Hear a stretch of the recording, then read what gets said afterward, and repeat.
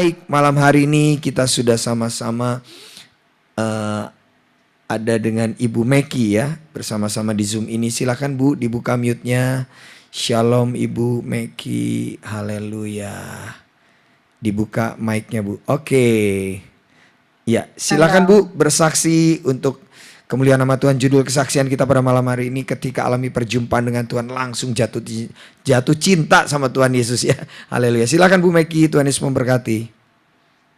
Shalom. Dengan kebesaran Tuhan dan kuasa Tuhan, hari ini saya, Maggie, bisa join dengan PD Victory. Terima kasih untuk Gembala Ibu Eli dan Pendeta Pak Frans. Saya sekarang berdomisili di Hong Kong dan sudah menikah dan punya anak satu. Dan dari kecil saya dididik dengan kepercayaan seberang. Jadi tapi di waktu kecil itu setiap dalam kehidupan saya, dalam pergaulan saya, pertemanan saya, itu pasti ada nyempil satu teman yang beragama Kristen. Dan di situ mungkin saya belum paham benar dengan apa ya, maksudnya tekanan masuknya dari keluarga saya yang benar-benar sangat ketat, sangat disiplin, dan di situ mulai beranjak dewasa sampai kuliah saya pernah uh, punya pacar juga dari orang Kristen juga. Jadi sampai saya akhirnya mendaftar ke luar negeri kerja di Hong Kong, dan partner kerja saya juga orang Kristen, orang Manado, di mana Mbak ini yang mengajak saya bersama-sama untuk beribadah di gereja Bethany di Hong Kong. Tapi setelah Mbak ini kembali ke Indonesia, ke tanah air, saya sudah zonk. Saya sudah nggak ada yang apa ya, kenal Tuhan atau apa. Pokoknya hidup saya suka-suka gue gitu. Sampai akhirnya saya dipertemukan jodoh saya yang dengan asli orang Hong Kong sini juga. Dan di situ karena saya dapat suami yang baik, yang secara uh, jasmani dan rohani, pokoknya segala kebutuhan bisa memenuhi, dan di situ saya sama sekali lupa akan Tuhan. Dalam hidup saya selalu apa ya, untuk mengejar kesenangan dunia, seperti ya karena saya notabene ibu rumah tangga yang banyak punya waktu senggang di rumah, ya setiap ada waktu saya pasti lihat berita-berita gosip di YouTube, apa berita di Indonesia. Kalau ada waktu juga nonton drama Korea, nanti sambil menunggu anak pulang sekolah atau suami pulang kerja, itu setiap hari itu nggak pernah ada rasa bersyukur, nggak pernah mengenal Tuhan. Tuhan saya siapa? Saya itu nggak tahu, dan saya nggak pernah untuk mencari. Dan pada satu malam yang benar-benar saya membuat saya begitu apa ya, kayak terbangun dari mimpi saya selama ini. Saya bermimpi di malam itu saya melihat saya berada di kayak sawah yang sangat luas sekali, dan di sana itu ada satu pintu di mana itu tempat itu sangat bersinar terang, dan di depan saya itu berdiri uh, Tuhan Yesus yang seakan-akan uh, beliau mengajak saya untuk ikut berjalan di belakangnya dan menoleh ke arah saya sambil tersenyum. Saat itu saya langsung terjaga, saya langsung ambil handphone saya mau lihat itu jam berapa. Ketika saya on handphone saya, di situ ada notification banyak sekali. Ketika saya buka, yang pertama muncul PD Victory, dan di bawahnya ada satu lagu rohani, kumpulan lagu rohani dari Yesus Engkaulah Perisaiku, dan di situ saya tertarik dengan dengerin lagu itu, otomatis saya klik, dan setelah saya klik ternyata lagu pujian. Saya dengarkan karena saya nggak bisa tidur sampai pagi sehabis mimpi itu. Itu berlangsung selama 2 minggu. Tapi setiap saya buka channel YouTube saya, pertama kali yang muncul itu selalu PD Victory. Dan saya bertanya, apa ini PD Victory? Kayaknya saya nggak butuh ini, saya nggak mau lihat. Setelah 2 minggu, setiap hari berturut-turut PD Victory itu muncul di screenshot saya. Kemudian saya coba untuk saya klik. Ternyata itu khotbah dari Ibu Gembala Ibu Eli Kurniawati. Pertama khotbah yang saya dengar dari beliau adalah Tuhan itu menyukai proses daripada hasil. Di situ saya bisa menangis. Saya bisa menangis sampai saya telungkup. Dan mulai detik itu juga, saya setiap itu lihat PD Victory dari tahun yang 1 tahun kemarin itu secara random itu muncul di screen saya dan itu saya ikutin.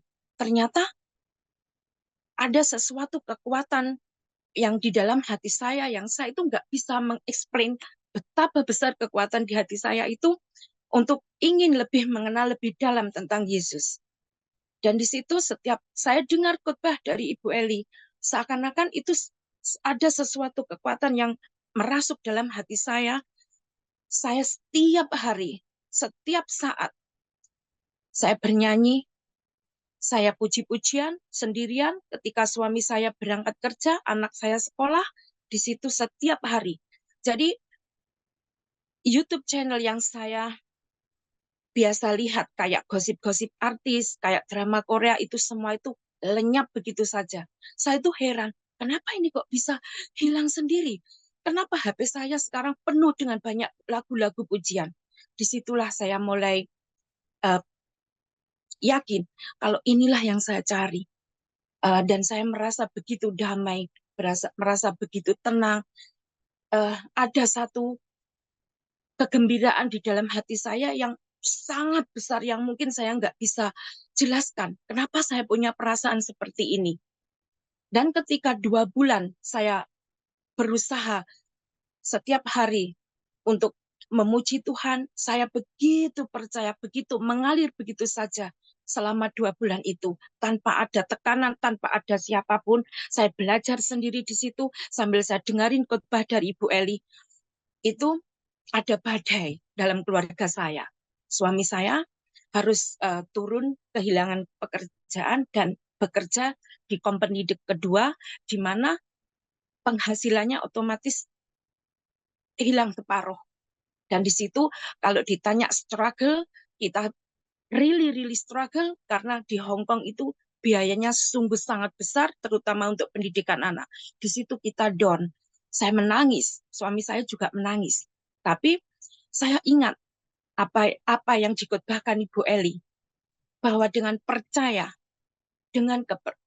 bahwa Tuhan itu akan membuka semua pintu-pintu Tuhan. Kalau seandainya kita benar-benar percaya. Dan di situ saya ingat itu, saya terus berdoa, saya kuatkan suami saya, bahwa kita bisa melalui badai ini. Apapun yang terjadi, kita tetap percaya. Dan di situ saya semakin kuat, bahwa saya percaya Tuhan akan memberikan pencobaan ini dan akan menyelesaikan di waktu yang tepat sesuai dengan waktu yang Tuhan berikan. Saya nggak pernah berdoa untuk Tuhan kembalikan penghasilan suami saya atau Tuhan kembalikan itu semua, saya tidak pernah. Saya cuma setiap hari doa saya dengan Tuhan, Tuhan peganglah tangan saya. Karena saya perlu Tuhan tuntun langkah saya. Sentuhlah hati saya, hati suami saya, dan anak saya. Itu setiap hari. Sampai detik ini. Saya percaya, saya tetap teguh untuk berjalan bersama Tuhan Yesus. Saya tidak peduli, saya tidak takut kalau dunia menghakimi saya. Karena saya percaya Tuhan tidak akan melepaskan anak-anaknya. Begitupun dengan kepercayaan yang besar ini, saya bisa bersaksi bahwa saya tidak akan takut dengan apapun. Badai apapun kita akan hadapi. Di situ kekuatan ini semakin, saya merasa di hati saya itu semakin ada kekuatan. Saya merasa lebih tenang, lebih damai. Dan ada satu perasaan yang mungkin saya nggak bisa ungkapkan. Di mana setiap hari, di mana saya berada, saya senang sekali untuk menyanyikan lagu puji-pujian. Karena di situ saya merasa tenang. Dan hari ini suami saya berkata, God bless you. Kalau kamu sudah percaya sama Tuhan. Karena sebenarnya suami saya itu percaya Tuhan Kristus, tapi tidak pernah untuk melaksanakan ajar-ajaran Tuhan. Jadi cuma percaya begitu saja. Jadi dengan ini saya berkata dengan suami saya, kita mulai saat ini kita harus ada waktu untuk Tuhan. Enggak cuma untuk memikirkan dunia atau kebutuhan daging. Itu bagi saya udah selesai. Saya merasa damai, berjalan sesuai dengan kehendak Tuhan. Dan saya ingin anak saya juga mengenal Tuhan lebih dalam. Saya enggak, dengan ini semua perjalanan waktu yang mungkin singkat, tapi karena berkat khotbah dari Bu Eli juga, semua itu yang saya rasakan itu merasuk sampai ke dalam tulang sumsum saya. Saya merasakan itu. Terima kasih Tuhan. Tuhan telah membimbing kami semua. Terima kasih. Saya ucapkan terima kasih kepada Tuhan untuk selalu menjaga dan membawa saya ke jalannya Tuhan. Disinilah saya berharap semua badai ini berlalu. Dan itu sesuai karena kepercayaan yang saya sangat melekat sekarang ini. Di bulan 6 kemarin, saya dapat tawaran kerja, begitu banyak tawaran kerja. Itu menghampiri saya. Dan saya memilih satu pekerjaan di sekolah SMP, mulai bulan 9 nanti, di mana saya juga bisa membantu perekonomian yang saat ini sedang terpuruk. Jadi, sungguh besar kasih setia Tuhan memberikan jalan dan membuka seluruh pintu untuk keluarga saya. Di situ saya bisa merasa sangat, ini adalah yang saya cari selama ini. Tuhan yang selama ini saya cari. Dan ini sungguh sangat bisa menginspirasi untuk orang di luar sana untuk tetap percaya bahwa apapun yang terjadi, Tuhan pasti akan menolong kita sesuai dengan waktunya.